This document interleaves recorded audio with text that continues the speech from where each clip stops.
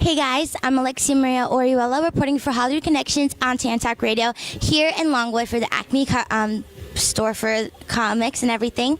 And I'm here with some of the stars for TNA, some of my favorite wrestlers. I'm here with Eddie Edwards, Rockstar Spud, Eli Drake, and DJZ. All right, so you guys are very busy, so we're going to make this quick, but thank you again in advance for having the time. So can you tell me what your favorite thing about pro wrestling is?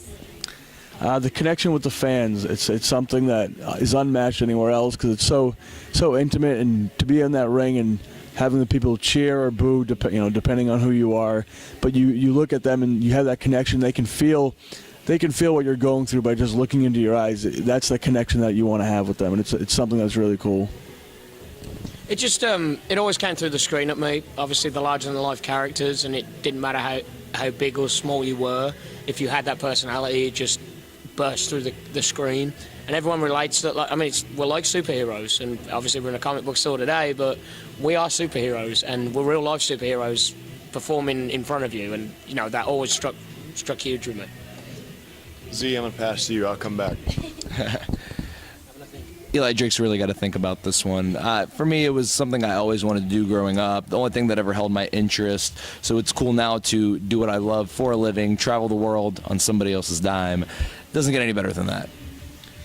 What's my favorite thing about pro wrestling? To narrow it down to one thing I think would be tough, but when you break it down, you got to consider what we're doing is so much different than anything you can find in any other facet of entertainment. You look at... you take theater, you take stand-up comedy, you take stunts and all this stuff. You put it all together, and all the explosions, all the crazy stuff that's going on in there. There's no other entertainment form like it in the world, where there's a certain level of athleticism you need, of course, but then there's a level of mental capacity that you must have, because in order to do the things that we do, you got to be able to push yourself through those walls. And I really enjoy, as Eddie was saying, that romance, if you will, that you get with the audience, where you can give and it comes back, and you can kind of control that ebb and flow to the point where it's just magic.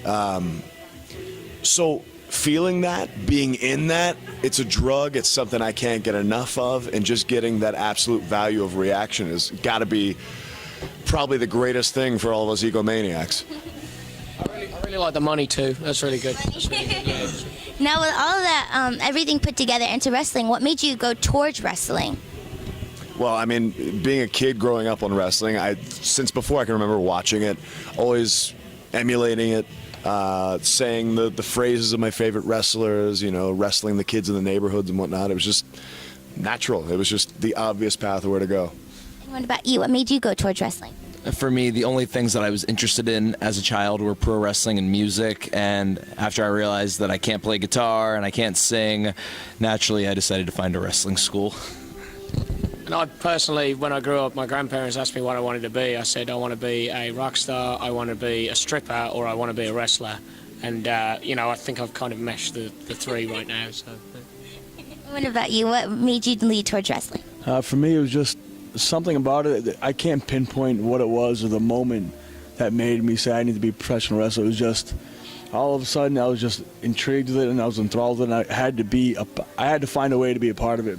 I stuck my head to it. All of a sudden it was in my mind. I couldn't get it out, and I looked for schools to train and stuff, and then I just jumped in right into the deep end. That's what you got to do for something you want to go for. Is there ever a hard part about wrestling that you guys always have to find challenging, or is it something that you guys learned how to deal with it with all your time being a pro wrestler? No, it's always challenging. You have to challenge yourself. The other guys in the locker room are going to challenge you, because if you're not challenging yourself, you're just going to remain stagnant, and it's going to be boring. Every time before you go out there, if your heart's not pounding, if you don't have butterflies before you go out there, then you shouldn't be doing it. It's challenging in every way. It's like, imagine, and especially before you, as they say, make it, or you sign with a professional company, 18-hour car rides just to go out there in front of for 10 minutes. And then do the 18 hours back, and like trying to say to family and friends, oh, you're missing this, you're missing that. Girlfriends, you're missing this, you're missing that. But you'd rather just travel all that way and just roll around with another dude in oil and lycra. Yes, because it's awesome and it's the best thing in the world, and nothing you can offer me at this family pie is going to change my mind, because this is my passion. This is what I want to do. Sorry you don't have a passion, but that's why you don't get it. And if you have a passion for something, just like we do with pro wrestling, then you'd understand it more. And the fact that we get paid to do it as well is the best in the world ever. But you know.